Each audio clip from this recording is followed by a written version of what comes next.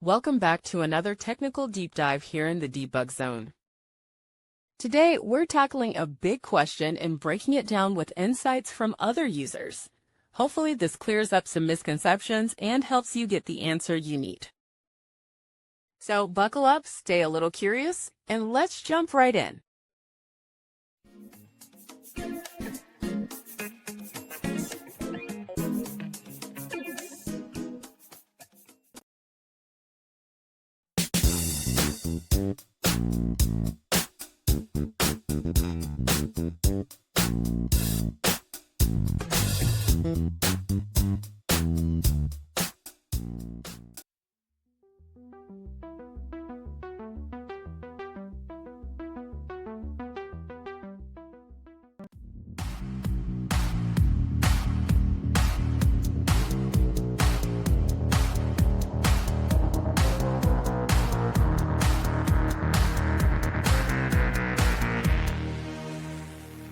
And that's a wrap.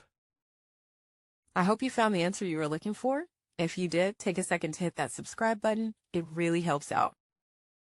And let me know in the comments which solution worked best for you. See you next time in the Debug Zone.